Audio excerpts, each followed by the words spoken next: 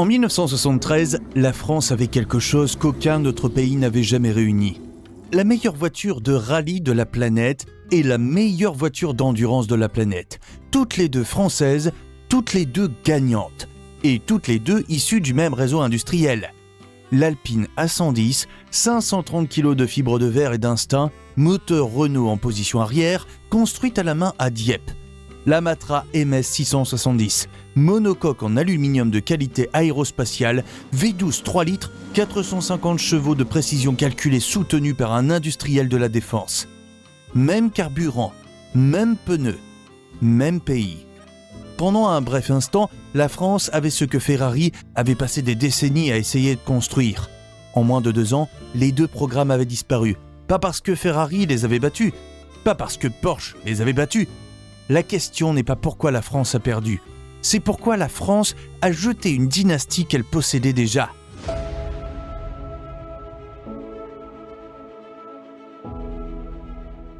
Duel 1. Les origines, l'artisan contre l'ingénieur.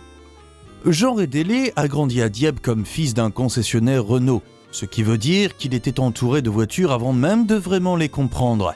Au début de la vingtaine, il a commencé à courir avec des Renault 4 chevaux dans les Alpes et à gagner. Mais ce qui le distinguait, ce n'était pas la victoire, c'est ce qu'il faisait après.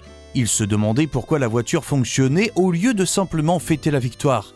Cette question est devenue toute sa philosophie, et sa philosophie est devenue alpine. Sa réponse était assez simple pour paraître évidente et assez difficile pour prendre une décennie à exécuter correctement. Enlever tout ce qui ne rend pas la voiture plus rapide. L'acier est lourd, donc on utilise de la fibre de verre. Le poids sur les roues arrière donne de la traction gratuite, donc on met le moteur là. Les chevaux sont chers et lourds, donc on en utilise le moins possible. L'A110 en version compétition pesait 530 kg, avec un moteur Renault 1600 cm3 produisant 138 chevaux.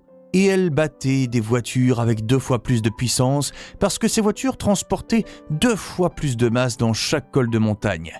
La physique était simple, l'exécution était tout. Rédélé a construit Alpine à Dieppe avec une petite équipe, en restant personnellement impliqué dans chaque décision technique. Ce n'était pas une grande entreprise qui gérait une gamme de produits, c'était un homme qui faisait un argument continu sur ce qu'une voiture de course devait être, construit avec le genre d'intuition qu'on ne peut développer qu'en ayant roulé soi-même sur ces routes. Rien n'était décidé derrière un bureau. Le comportement de la voiture était ressenti avant d'être calculé, et cette séquence comptait plus que n'importe quel manuel de procédure. Maintenant, prenez tout ça et inversez-le complètement. Matra, officiellement mécanique, aviation, traction, fabriquait des missiles et des satellites avant même de penser aux voitures de course. Quand Jean-Luc Lagardère a amené l'entreprise dans le sport automobile en 1965, ce n'était pas par passion pour la compétition. C'était un pari industriel calculé, un test pour savoir si les méthodes d'ingénierie aérospatiale française pouvaient se transférer directement dans un programme de course. La réponse que cherchait Matra n'était pas un trophée, c'était une preuve de concept. La MS 670 reflète parfaitement cette origine. Là où Rédélé enlevait du poids, les ingénieurs de Matra construisaient autour de la puissance et de l'intégrité structurelle pour le surmonter. La voiture pesait environ 800 kg, avec un V12 3 litres produisant 450 chevaux et reposait sur un châssis monocoque en aluminium directement emprunté à la construction aéronautique. Chaque composant était justifié par des tests de charge aérospatiaux. Rien n'était choisi à l'instinct. La soufflerie de leur site de Saint-Cloud produisait des données qui guidaient les décisions comme un intendant gère ses stocks, de façon systématique, sans sentiment et sans raccourci. Vous avez donc 2 équipes opérant en même temps, toutes les 2 françaises, toutes les 2 compétitives, répondant à la même question de manière complètement opposée. Comment gagne-t-on une course ? Rédélé disait, vous portez le moins possible, vous faites confiance au pilote et vous laissez la route faire le travail. Les ingénieurs de Lagardère disaient « Vous construisez quelque chose de si précisément conçu que la panne devient statistiquement improbable, puis vous lui donnez assez de puissance pour rendre le poids insignifiant. » Une approche tient dans un petit atelier en Normandie. L'autre nécessite une installation aérospatiale avec des habilitations de sécurité. Ce qu'on manque facilement avec le recul, c'est que les deux avaient raison. Alpine a gagné Monte-Carlo, Matra a gagné les 24 heures du Mans. Le problème, c'est que le même réseau industriel derrière les deux n'a jamais réussi à orienter ces deux bonnes réponses dans la même direction. Et cet écart entre deux philosophies gagnantes, c'est là que la guerre froide existait vraiment. Duel 2, l'écosystème qui aurait dû devenir une dynastie. Prenez du recul un instant par rapport à la rivalité et regardez ce que la France possédait réellement au début des années 70. Alpine gagnait des rallyes, Matra gagnait les courses d'endurance, Renault fournissait les moteurs aux deux, Elf carburait les deux programmes, Michelin mettait des pneus sous les deux voitures, Ferrari, au même moment, dépensait des ressources énormes pour essayer de construire exactement ce genre d'intégration verticale. Un pays, une chaîne de fournisseurs, aucune dépendance étrangère, aucun maillon faible. Porsche a passé toute la décennie à assembler quelque chose de similaire, pièce par pièce. La France l'avait déjà, ce n'était pas un plan, ce n'était pas le résultat d'une stratégie industrielle coordonnée. Ça existait tout simplement, pleinement formé, comme une dynastie qui n'avait pas encore été informée qu'elle en était une. C'est la partie la plus difficile à comprendre de l'extérieur. L'infrastructure était réelle, le talent était réel.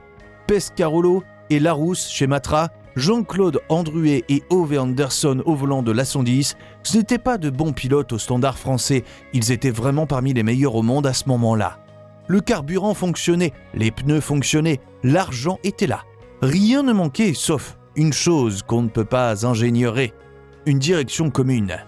Renault était au centre des deux histoires, et cette position était le problème structurel que personne ne voulait nommer à haute voix.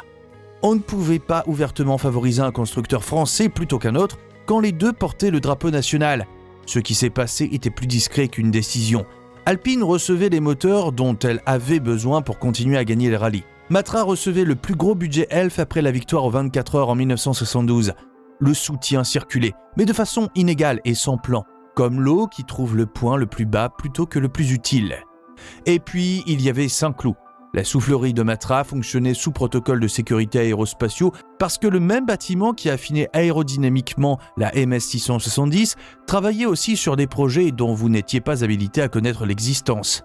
Ce n'était pas du sabotage, personne chez Alpine n'était exclu dans le cadre d'une stratégie délibérée.